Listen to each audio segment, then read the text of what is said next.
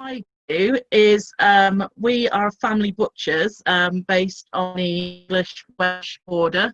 I'm currently sat in England, but a couple of miles I will be in Wales and at my shop, which the photos basically show some past photos and present photos. So I'll just talk you through basically the history of my family business.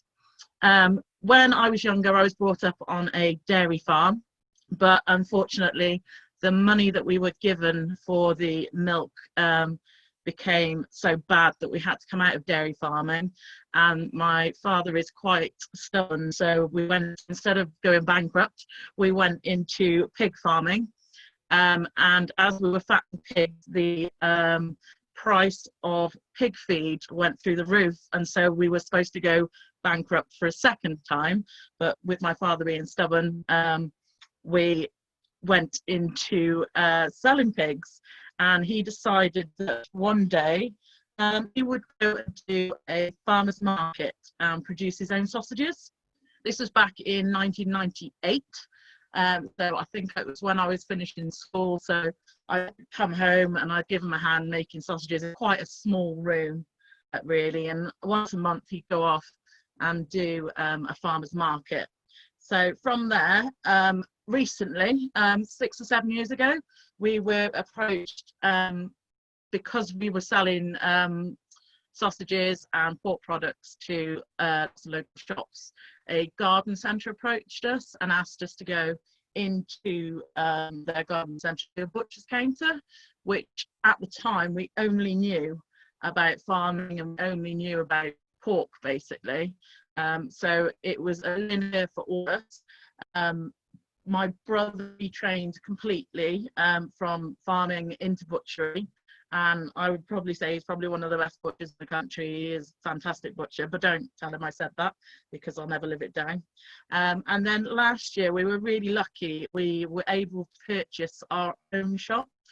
So in the last few months we've actually shut the garden centre shop, and are now focusing on our own shop, which these are photos of right here.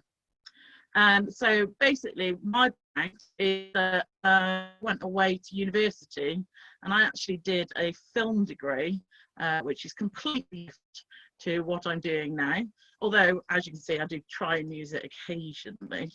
But yeah, I did a film degree in Liverpool, so in a city.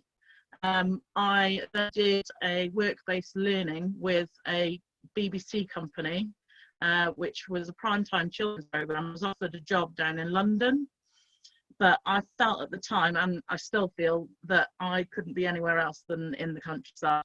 So I said no to the job in London and I came home, and at the time there wasn't a place for me in the family business. So I had to go out and I had to find a job.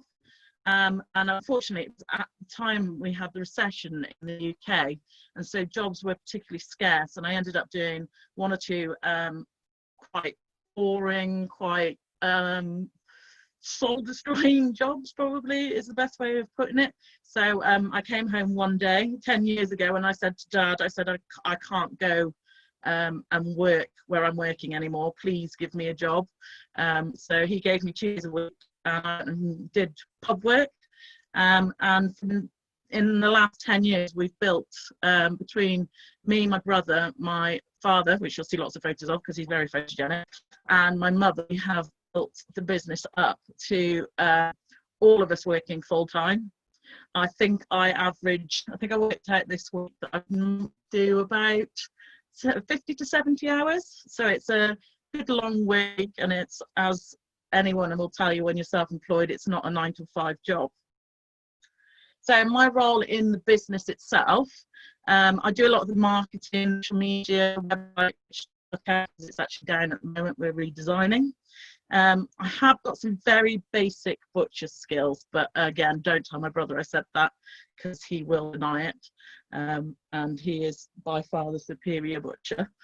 I also have a lot to do with managing the staff, which can be quite difficult, really, because you will find in the area there isn't many youngsters that want to work for minimum wage, where what we're doing, we can't pay more than minimum wage. You find that people go off to university, and if they do come home, they expect quite a high paid job, and they're reluctant really to compromise and take something slightly less, which I think is probably a massive mistake, because I genuinely enjoy what I do. So what I do in terms of production is I make sausages with my dad. I make all the pies for our company, so I could be making 500 pork pies in 2 hours, or I could be making steak and ale pies for the afternoon. My freezer is fully stocked at the moment, but I expect within 3 days it'll probably be empty again. And recently I've started doing cakes, which if any of you follow me on social media, you've probably seen a few pictures here and there. And I'm hoping that as I develop my role within the business, I can take the cakes a bit further forward, so that if one day I do move away from the family farm, because I currently still live at home, I can still do that wherever I am. So I'm still going to be as involved as possible. So how has YFC helped me? I think YFC has been extremely important to me when it comes to everything I've done in business, because without it, well, for one thing, I won't be able to do this presentation. I definitely wouldn't have the confidence. I've built up probably over the last 5 years from doing certain roles in YFC, but also through Rural Youth Europe events that I've participated in. So confidence has been a massive thing. Within my role in my county, I was quite heavily involved in finance, and I cannot tell you how important that was in terms of actually being able to understand what it is that we do at home. So that to me was extremely important, to be able to look at a spreadsheet of money and say, oh, I understand where I'm coming from and going to, and be able to put forward into working practice.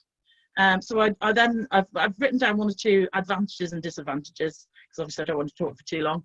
So we'll go negative first. Disadvantages. So disadvantages, I think, of working in a rural area. So especially working for yourself, all the responsibility is on you, and that can be quite difficult sometimes. And I think it's quite stressful. It's quite an important thing to be able to have connections within the rural area, so that you can discuss things, because it can be quite isolating. So 2 other things when I came home, I thought I would get from home: flexible time and the opportunity to make lots of money for myself. Those are the 2 things that I have not got. I never have any time to do anything, and I never have any money either, because it all gets put back into the business.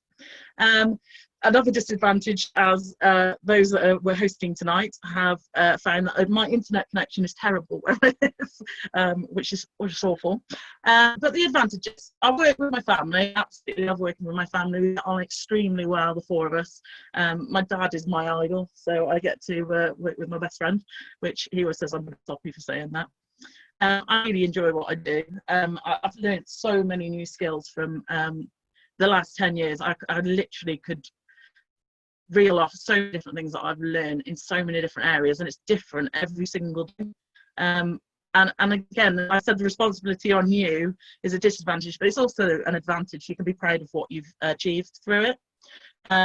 So I just want to finish off and say that I did a very quick Google, and 90,000 hours of your life is spent working. So I'm just going to leave you with this quote from the writer Annie Dillard: "How we spend our days is, of course, how we spend our lives."